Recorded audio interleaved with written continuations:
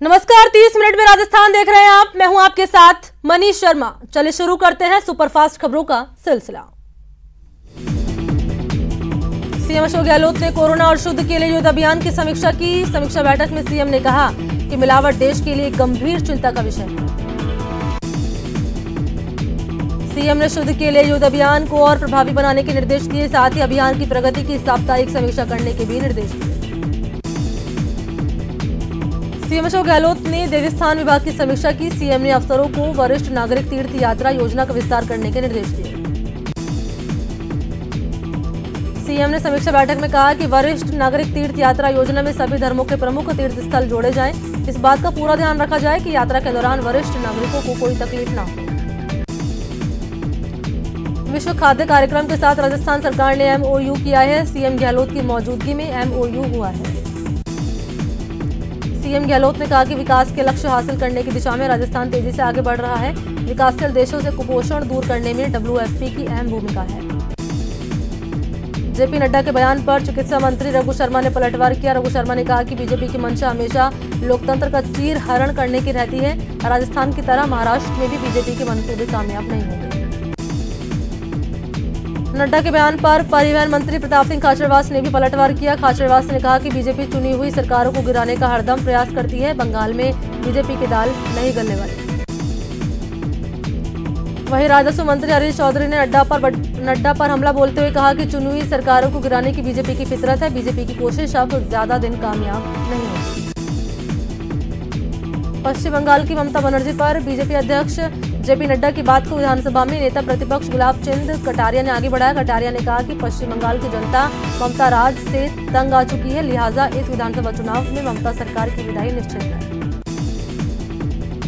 महाराष्ट्र सरकार पर बीजेपी अध्यक्ष जेपी नड्डा के बयान को उपनेता प्रतिपक्ष राजेंद्र राठौड़ ने आगे बढ़ाया। राजेंद्र राठौड़ ने कहा कि महाराष्ट्र में बेमेल का गठबंधन है, जिससे वहां की जनता त्रस्त हो चुकी है। न्यूज 18 को दिए इंटरव्यू में नड्डा ने कहा था कि महाराष्ट्र में बीजेपी की सरकार बनेगी। पश्चिम बंगाल में सीएम ममता बनर्जी की कहानी खत्म होने वाली है। प्रदेश की नगर निगमों के पहले चरण के लिए हुए मतदान में 60% मतदाताओं ने अपने मताधिकार का इस्तेमाल किया। इस बार मतदान के लिए 1 घंटे का वक्त बढ़ाया गया। कोटा उत्तर नगर निगम में सबसे ज्यादा मतदान हुआ। यहाँ करीब 65.12% मतदाताओं ने वोट डाला। जयपुर हेरिटेज में 57.82% मतदाताओं ने मतदान किया। यहां भी मतदान के दौरान लोगों में उत्साह देखने को मिला। जोधपुर उत्तर में 62.64% मतदाताओं ने अपने मताधिकार का इस्तेमाल किया। मतदान के दौरान कोरोना गाइडलाइन का खास ख्याल रखा गया। पहले चरण में 250 वार्ड के लिए वोटिंग हुई, जिसमें 9 लाख से ज्यादा मतदाताओं ने अपने मताधिकार का इस्तेमाल किया। 1 नवंबर को दूसरे चरण का मतदान होगा। जयपुर ग्रेटर, जोधपुर दक्षिण और कोटा दक्षिण में मतदान होगा। कोटा में मतदान को लेकर उत्साह का माहौल रहा। कोटा में 90 साल की सुगराबाई ने मतदान किया। सुगराबाई को चारपाई पर मतदान केंद्र लाया गया। कोटा में 95 साल की बुजुर्ग कलसुम बानो ने भी मतदान किया। उन्होंने सूरजपोल के राजकीय विद्यालय मतदान केंद्र पर अपना वोट डाला।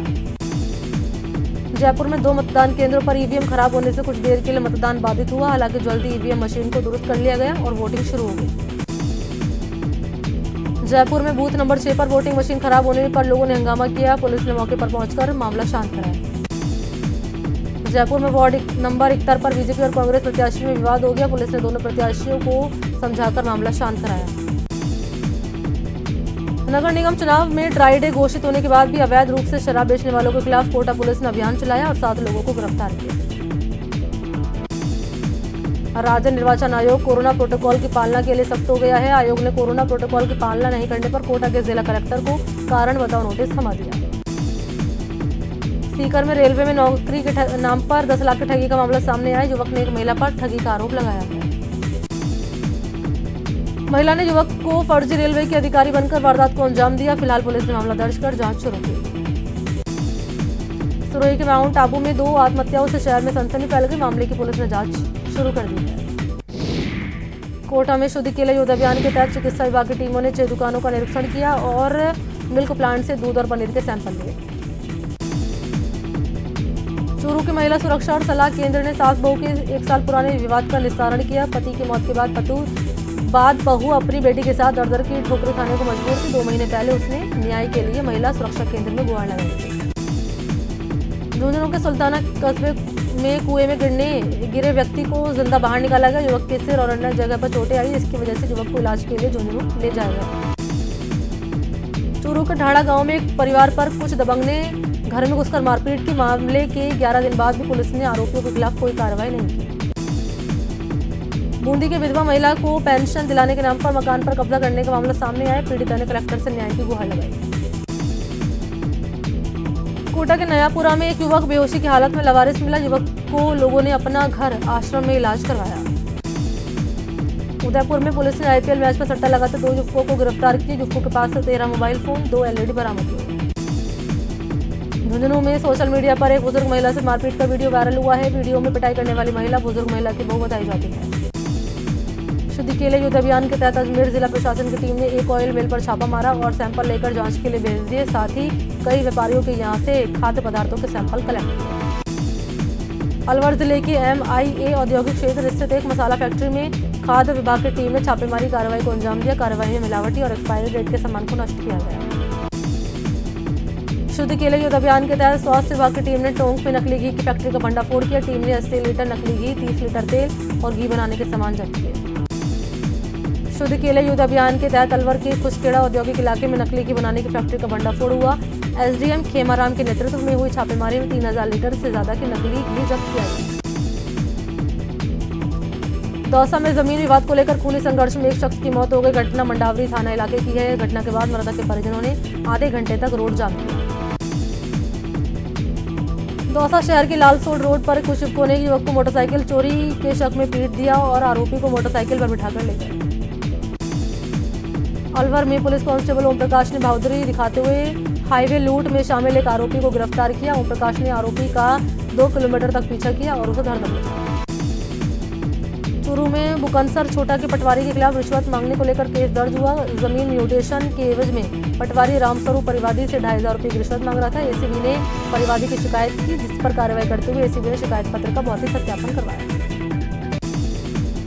जयपुर के नाहरगढ़ किले में घूमने आए एक विदेशी मेहमान के अपमान पर पुलिस ने एक्शन लिया। दरअसल नाहरगढ़ किले में एक विदेशी टूरिस्ट पर कुछ नाबालिग लड़कों ने अश्लील शब्दों का प्रयोग किया था। उस घटना का वीडियो टूरिस्ट ने वायरल कर दिया, जिसके बाद पुलिस ने नाबालिग लड़कों की काउंसलिंग की। ड्रग माफिया के खिलाफ चलाई जा रही मुहिम ऑपरेशन क्लीन स्वीप को बड़ी कामयाबी मिली। अभियान के तहत क्राइम ब्रांच की टीम ने एक शातिर तस्कर को गिरफ्तार किया। पुलिस ने तस्कर के पास से 16 किलो गांजा बरामद किया। अजमेर में इस बार दिवाली पर पटाखे की दुकानें नहीं लगेगी। प्रशासन ने फुटकर पटाखा विक्रेताओं को लाइसेंस जारी नहीं किए। प्रशासन ने प्रदूषण से कोरोना संक्रमण फैलने की आशंका के मद्देनजर पटाखा चलाने पर भी पाबंदी लगाई है। चूरू में प्रधानमंत्री किसान सम्मान निधि योजना में फर्जीवाड़े का खुलासा हुआ, जिसमें आयकर देने वाले और सरकारी सेवा में काम कर रहे लोगों ने हेराफेरी कर गरीब किसानों के हक का करीब 1 करोड़ 76 लाख रुपए का भुगतान उठा लिया। नागौर जिले के रोल क्षेत्र के फागली के पास हुए भीषण सड़क हादसे में कार सवार 3 लोगों की मौत हो गई, वहीं एक गंभीर रूप से घायल हो गया। हादसे में कार पिकअप से जाकर टकराई गई और पिकअप से टक्कर के बाद सड़क किनारे खड़े वाहन में जा घुसी। हादसे के बाद रास्ते में गुजरने वाले लोगों ने पुलिस को सूचना दी और कार सवार 4 लोगों को कड़ी मशक्कत के बाद बाहर निकाला गया। करौली में एक होटल में शॉर्ट सर्किट के चलते आग लग गई। आग से कमरे में रखा सारा सामान जलकर राख हो गया। होटल कर्मचारियों ने आग पर काबू पा लिया। श्री गंगानगर में ट्रांसफार्मर की चिंगारी से एक दुकान में भीषण आग लग गई। आग से दुकान का सामान जलकर खाक हो गया। मौके पर पहुंची दमकल की टीम ने आग पर काबू पा लिया। जैसलमेर के मोहनगढ़ में टैंकर और कार में टक्कर हो गई। हादसे के बाद टैंकर पलट गया, जिसके बाद ग्रामीणों में डीजल लूटने की होड़ मच गई।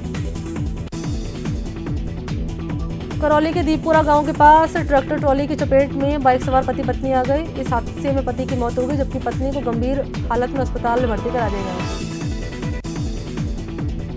झालावाड़ से सटे मध्य प्रदेश के भानपुरा इलाके में बेकाबू पुलिया से नीचे जा गिरी। हादसे में कार सवार 6 लोग घायल हो गए। सभी घायलों को अस्पताल में भर्ती करा दिया। एक मरीज को कोटा रेफर किया गया। जैसलमेर के लंगतला इलाके में तेल गैस खोज में लगी फोकस एनर्जी कंपनी की लापरवाही किसी बड़े हादसे को खुला निमंत्रण दे रही है। खुदाई के दौरान भारी मात्रा में निकलने वाले मड को खुले में फेंका जा रहा है, जिससे दलदल बन रहा है। सीकर में बीजेपी कार्यकर्ताओं ने नगर परिषद पर सभापति पर भ्रष्टाचार का आरोप लगाते हुए पुतला फूंका। साथ ही नगर परिषद की कार्यशैली में सुधार की मांग की। कोटा जयपुर हाईवे पर लोगों ने सड़क पर शव रखकर पुलिस के खिलाफ नारेबाजी की। मुहाना इलाके में कृष्ण चौधरी की कुछ युवकों की ओर से हत्या कर दी गई थी, लेकिन पुलिस ने एक युवक को गिरफ्तार कर कार्रवाई को रोक दिया।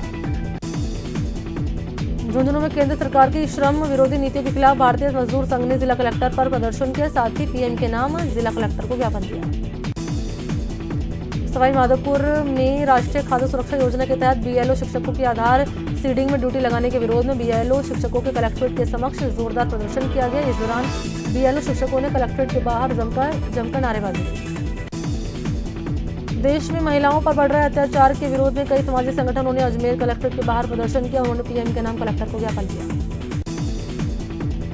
यूपी के हाथरस में युवती के साथ दुष्कर्म और फिर हत्या के विरोध में महिला संगठन एकवा ने उदयपुर में प्रदर्शन किया और यूपी सरकार पर निशाना साधा। अजमेर के शास्त्री नगर इलाके में पानी की समस्या को लेकर लोगों ने प्रदर्शन किया। लोगों ने जलदाय विभाग ऑफिस के सामने मटका फोड़ा और नारेबाजी की। डूंगरपुर के जिला अस्पताल और मेडिकल कॉलेज में काम कर रहे तकनीकी कर्मचारियों को 5 महीने से मानदेय नहीं मिला, जिसके विरोध में कर्मचारियों ने अस्पताल में प्रदर्शन किया।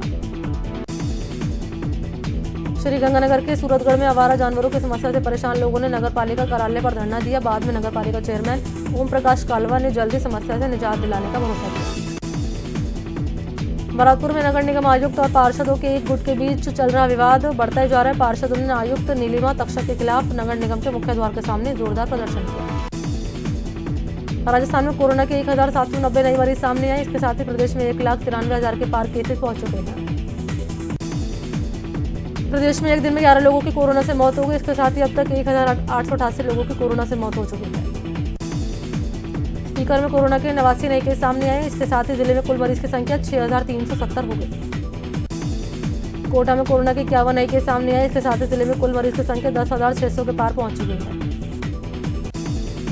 कोरोना जागरूकता अभियान के तहत नगर निगम ने लोगों को मास्क बांटे। निगम आयुक्त नीलिमा तक्षक ने कोर्ट में आने वाले परिवादियों और अधिवक्ताओं को मास्क लगाकर उन्हें हमेशा मास्क लगाने रहने की नसीहत दी। राजसमंद में आयुक्त जनार्दन शर्मा और नगर परिषद के अधिकारियों ने लोगों को मास्क बांटे और कोरोना गाइडलाइन का पालन करने की अपील की। सीकर में नगर परिषद और स्काउट विभाग की ओर से कृषि उपज मंडी में कोरोना जागरूकता को लेकर रैली निकाली गई। साथ ही लोगों को मास्क भी बांटे गए।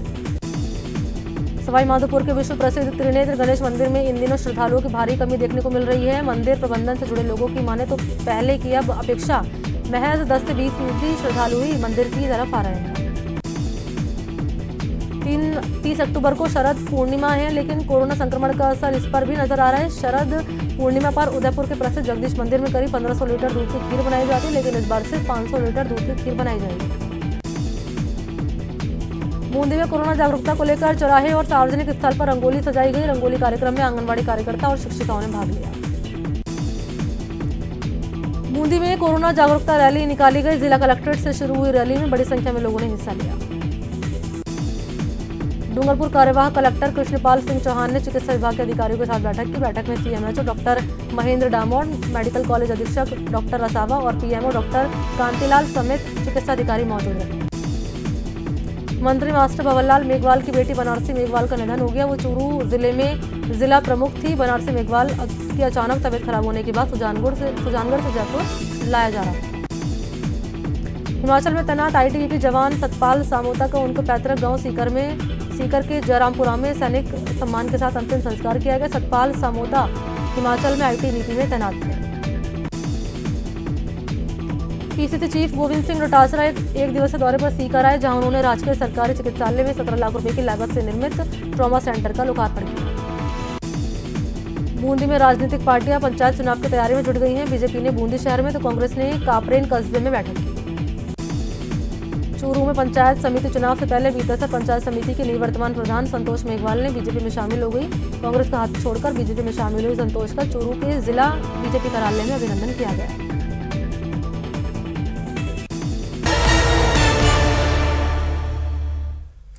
ब्रेक के बाद आपका स्वागत है। चले खबरों के सिलसिले को अब आगे बढ़ाते हैं। डूंगरपुर जिले में पंचायत राज चुनाव की सरगर्मियों ने तेजी पकड़ ली है। चुनाव को लेकर बीजेपी के पंचायत समितियों के प्रभारियों और सह प्रभारियों की बैठक हुई।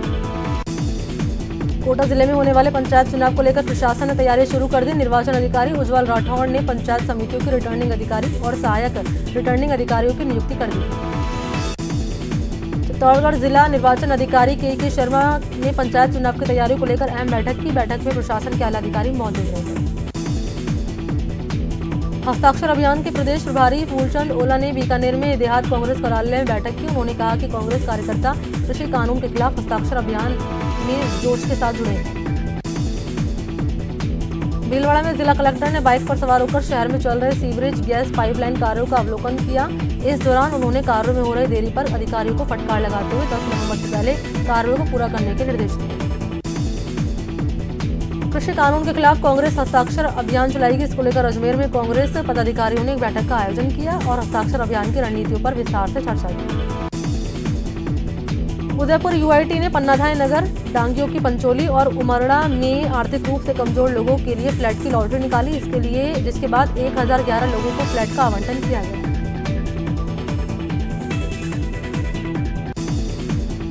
भरतपुर के बासी में स्वैच्छिक रक्तदान शिविर का आयोजन किया गया, जिसमें 15 यूनिट रक्त एकत्रित किया गया। रक्तदान करने वाले लोगों को प्रशस्ति पत्र देकर सम्मानित किया गया। सीकर में पंचायत चुनाव को लेकर रामगढ़ कस्बे में माकपा की ओर से कार्यकर्ता सम्मेलन का आयोजन किया गया। कार्यक्रम में पूर्व विधायक कामरेड अमरा राम ने कांग्रेस और बीजेपी को किसान विरोधी बताया।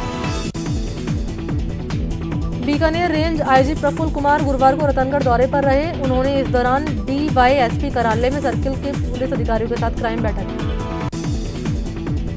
जेल आईजी विक्रम सिंह ने झालावाड़ के जिला जेल का निरीक्षण किया। उन्होंने जेल की कई व्यवस्थाओं में सुधार के लिए जेलर को आवश्यक दिशा निर्देश भी दिए। उन्होंने कैदियों से बातचीत कर उनकी समस्याओं के बारे में जानकारी दी। उदयपुर यूआईटी की डोर टू डोर सर्विस की शुरुआत के बाद अब निगम ने भी इसे अपनाने की योजना बनाई। उदयपुर के मेयर गोविंद सिंह टाक ने निगम के आयुक्त से प्रस्ताव बनाने के लिए कहा। ऑपरेशन आवाज अभियान के तहत महिलाओं और लड़कियों को जागरूक करने के लिए अलवर में रैली का आयोजन किया गया, जिसमें बड़ी संख्या में छात्राओं और पुलिसकर्मियों ने भाग लिया।